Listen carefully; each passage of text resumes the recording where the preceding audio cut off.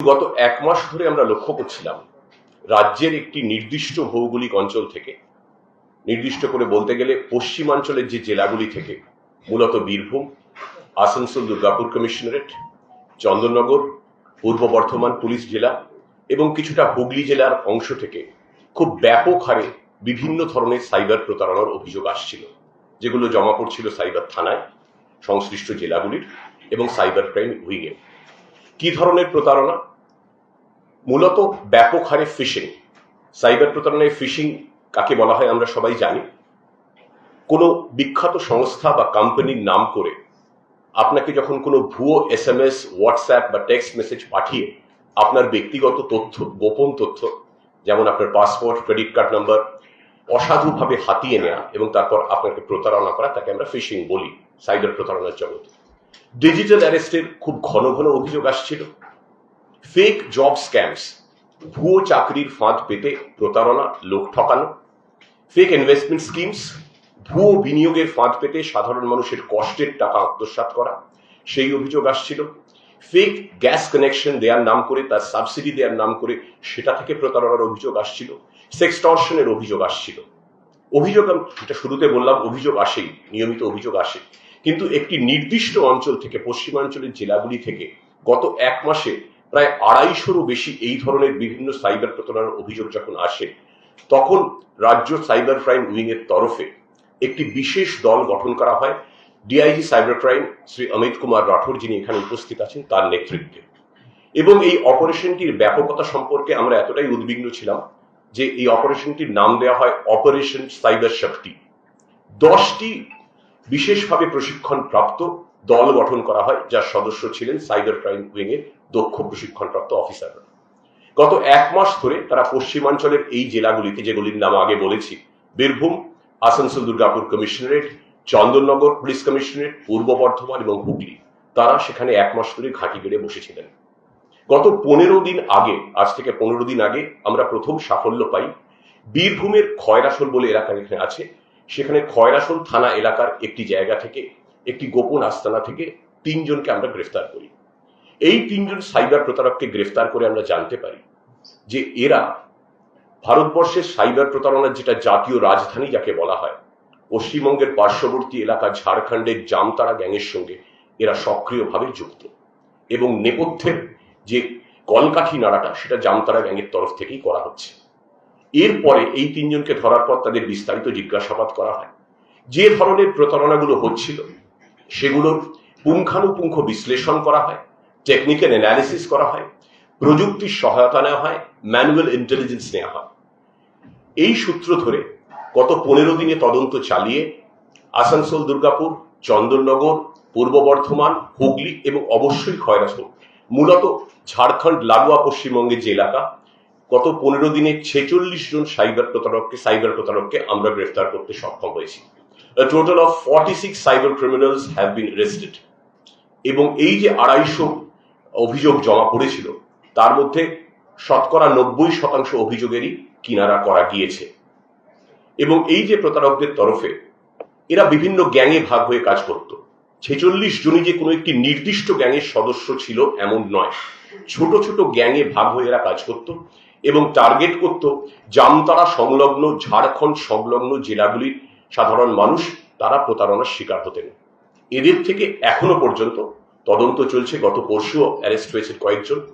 এদের থেকে 84টি সেলফোন, 84টি সিম card, 2টো laptop, প্রচুর টেকনিক্যাল গ্যাজেটস, 100 খানেকের বেশিও ভুয়ো ব্যাংক অ্যাকাউন্ট, যাকে আমরা টেকনিক্যাল পরিভাষায় মিউল অ্যাকাউন্ট বলি, 100-রও বেশি ডেবিট কার্ড, ক্রেডিট কার্ড এবং ইত্যাদি আরো কিছু অত্যাধুনিক প্রযুক্তির সরঞ্জাম আমরা উদ্ধার করেছি। আমরা তদন্ত চালাচ্ছি। অপারেশন সাইবার শক্তি একটা সাফল্য পেয়েছে, কিন্তু এর বেশি গ্যাং মেম্বার বা কোন কোন নির্দিষ্ট জায়গা থেকে তাদের আমরা ধরেছি, সেটা একদম খুঁটিনাটি তথ্য এক্ষুনি আমরা শেয়ার করছি না, তাতে অপরাধীরাই আরো সচেতন হয়ে যাবে। এই সাইবার শক্তি, এই অপারেশনটা চলবে। 46 জন গ্রেফতার হয়েছে এবং আরো একাধিক গ্রেফতারির সম্ভাবনা আরো পরবর্তী কিছু দিনে রয়েছে। এইটুকুই আপনাদের বলার ছিল।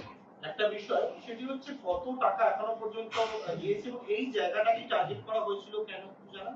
এই জায়গাটা টার্গেট করা হয়েছিল, আমি এটা বলেছি শুরুতে, সেটা তবু আপনার প্রশ্নের উত্তরে বলে দিই যেহেতু পশ্চিমাঞ্চল এলাকাটা জামতারার সংলগ্ন, ঝাড়খণ্ড থেকে সেখানে জামতারা থেকে সেইখানে আসা, সেখানে ঘাঁটি গাড়া, ওইখান থেকে জামতারা থেকে উত্তরবঙ্গ বা দক্ষিণবঙ্গে আসার থেকে পার্শ্ববর্তী জেলাগুলিতে গোপন আস্তানা গড়া এবং কাজ সারার পর আবার জামতারায় ফিরে যাওয়া, এটা অপরাধীদের পক্ষে অনেক বেশি সুবিধাজনক ছিল। সেই জন্যই তারা এই, এবং আমাদের জেরায় তারা এটাই জানিয়েছে। এখনো পর্যন্ত যেটুকু আমরা জানতে পেরেছি, আমাদের তদন্ত চলছে, প্রায় কয়েক কোটি টাকার প্রতারণা এরা করেছে এবং ব্যাংক অ্যাকাউন্ট ফ্রিজ করে আমরা এই টাকা যাতে মানুষ ফেরত পান সেই প্রক্রিয়া চালু হয়েছে। সেই নির্দিষ্ট সময় সেটাও আপনাদের জানিয়ে দেব, যারা প্রতারিত হয়েছেন তারা যাতে তাদের কষ্টের টাকা তারা ফেরত পান। Sir, if you could say it, what is this Operation Cyber Shakti and why in this region, you think? I'll request DIG Amit Kumar Rathod to do the honors in English. He'll brief in English because he had been heading this Operation Cyber Shakti, and it is under his stewardship and the overall supervision of Cybercrime Wing this gang has been busted. Sir, একটু Amit, you may come over here.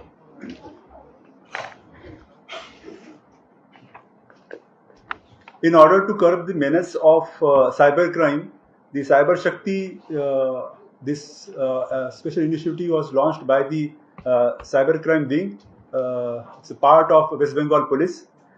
So here, the police districts of Western Zone, in coordination with Cybercrime Wing, West Bengal successfully conducted multiple raids across the various locations, leading to the arrest of 46 accused individuals involved in the cyber frauds and financial scams.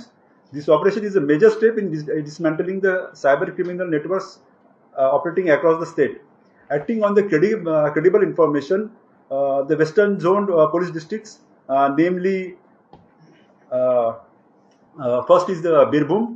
So the operation was launched with the help of cybercrime, and we specifically targeted the Jamtara specific border area, that is Khairasul. So we have strategically, raided over there, and following this lead, a series of targeted operations were launched in Chandan Nagar, ADPC, Purva Bardhaman, Hooghly, and these operations were supervised by the senior officers of those particular districts. And what we found after arresting them, they were involved in the further cases also. So during the operations, we have found significant amount of cash. In addition to that, 46 persons were arrested. From them, 84 SIM cards were found from them, 84 mobile phones, near about 30 plus debit cards, so many bank accounts, that is mule bank accounts, found from them. And they were involved in various crimes like phishing, OTP frauds, fake investments, sextortion, gas subsidy connection, investment frauds, matrimonial frauds, and so on. So this was the overall operation of, this was the details with respect to Cyber Shakti. The Cyber Shakti operation will be continue in future also, and we will target the criminals who are doing these cyber crimes. Thank you. They were part of Jamtara gang, 3 of them as you Yeah. They, actually, since they are been, the Jamtara is continuously targeted, they are shifting their base to other places. Sir একটা জামতারা গ্রেফতার হয়েছে বা জামতারা তো এর আগেও জামতারা থেকে একাধিক প্রতারণা হয়েছে, তো জামতারা থেকে কি অন্যান্য জায়গাতে এরা একদিকে ছড়িয়ে কাজ করছে? Yes. হ্যাঁ, সেটা তারা ছড়িয়ে কাজ করছে, বিভিন্ন জায়গায় ছড়িয়ে যাচ্ছে। কোন কোন জায়গায় ছড়িয়েছে সেটা আমি এক্ষুনি বলছি না, বাট রাজস্থান, মধ্যপ্রদেশ, ছত্তিশগড়, অনেক বিহার, বিভিন্ন জায়গায় ছড়িয়ে যাচ্ছে এবং তার মধ্যে ওয়েস্ট বেঙ্গলও আছে। যেহেতু আমরা সবাই জেনে গেছি যে জামতারা একটা টার্গেটেড জায়গা এবং সেখানে একটা কুটির শিল্প গড়ে উঠেছে সাইবার প্রতারণার। It has become the cyber fraud capital of the country. সেই জন্য পুলিশের অ্যাটেনশন এবং সাইবার ক্রাইম উইং এর অ্যাটেনশন এড়াতে তারা বিভিন্ন জায়গায় ছড়িয়ে যাচ্ছে, as you are rightly pointing out. এটা তারই একটা অঙ্গ। এরা ওয়েস্ট বেঙ্গলেও এরা প্রলিফারেট করার চেষ্টা করছিল, এই পার্টিকুলার গ্যাংটা বিভিন্ন গ্যাংয়ে ছড়িয়ে গেছিল, কিন্তু নেপথ্যের কলকাঠি জামতারা গ্যাংই ইজ দ্য নার্ভ সেন্টার।